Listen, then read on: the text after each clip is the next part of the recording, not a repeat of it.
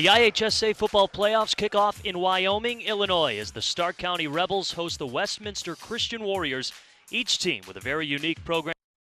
Both teams looking for a long postseason run. But one thing's for sure, one team's season ends tonight. Friday Night Football coming up next, playoff edition, MC22. Welcome to Gary Johnson Field here in Wyoming, Illinois. It's high school playoff football in the IHSA. Alongside Tom Pryor, my name's Joe Brand. We welcome you to our broadcast on MC22. Two very different programs, a very young program. Westminster Christian, just their fourth year in existence, but their second time here in the postseason. They take on somewhat of a powerhouse here in Stark County, 21 straight seasons in the playoffs. Well, Stark County, they finished here tonight.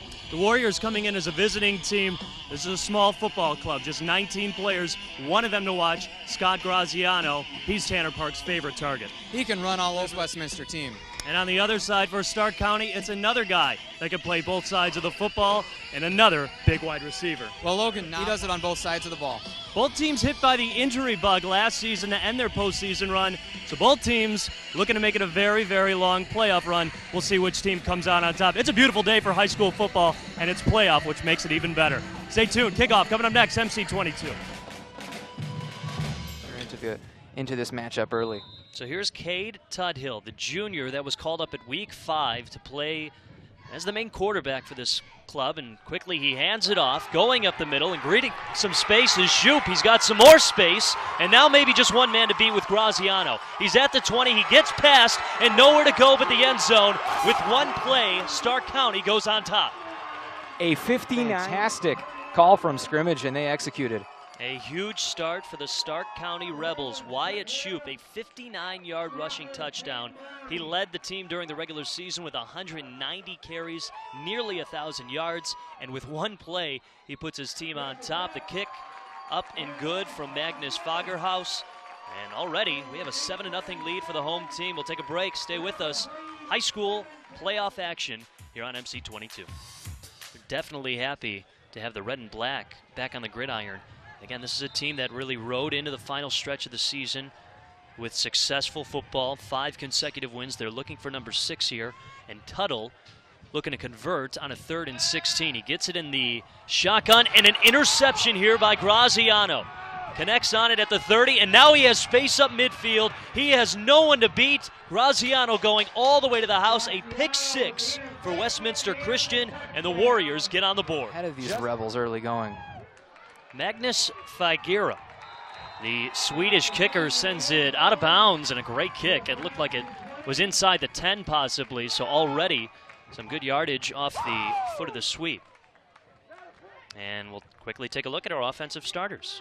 A fantastic group for Westminster with Parkfear, Miller, Brown, and look at the wide receiver duo. There's Graziano, of course, and then that line. That's what we have to focus on tonight. The Westminster side has 3 players listed as 220 pounds above. On the flip side, Stark County, 10 players listed as 220 above. They need to win that line of scrimmage. So the Warriors in their white uniforms on the road. They'll quickly go on the ground and a handoff that looked to be to Xavier Brown. So running up the middle and quickly put down by the line on Stark County, and we'll quickly take a look at Stark County's defense. And this defensive set is why they finished 2nd in state last year. A little bit of turnover, but just look at, if you want to point out a couple here, Mender, Shupp, Rummerfield, they're so good in the backfield as well. They have very good defensive backs and inside linebackers, and that's what makes this defense so good. And we mentioned it, a very, very small Westminster Christian Warriors team. A lot of these guys have to play both sides of the ball, so that is why you're going to see a lot of names a lot tonight. And another handoff up the middle. Brown actually gets some room this time, finds a hole, and quickly brought down by Stark County. So a little bit of some space for the running game for Westminster.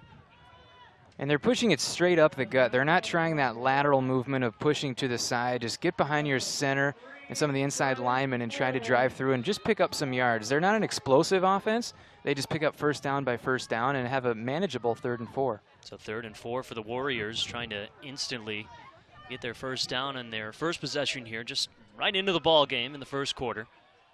This time, Park will go into shotgun as some movement goes from his wide receivers. A lot of movement going on. They'll pitch it into the back and creating some space now. Going off to the side is Brown. He gets forced out of bounds, and it looks like they got it. So a nice run there for Westminster Christian.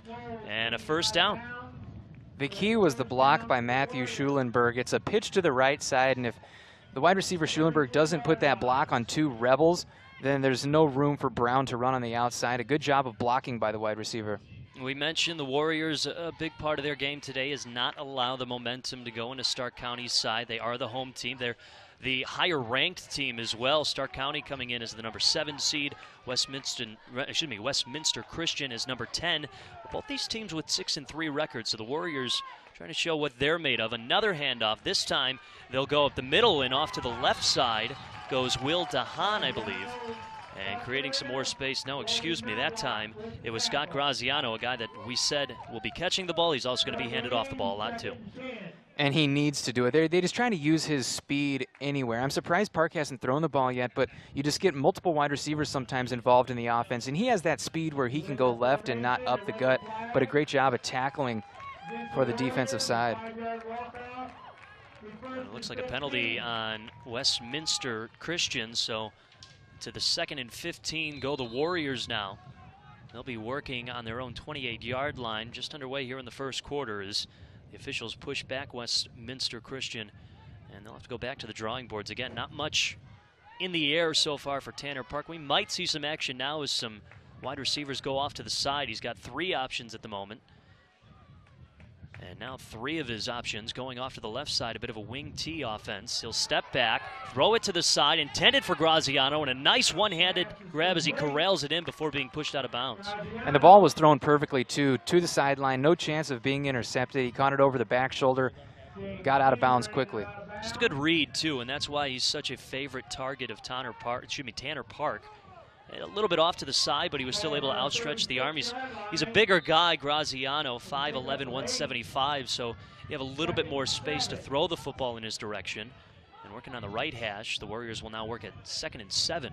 And the Warriors getting unique on offense. That's why they had 3 wide receivers on the top. It was automatically going to Graziano. That's a drawn-up play. It's meant to put the Rebel defense minded on the top 3 players. Already the next play, this time overthrown on the toss intended for Sam Hughley.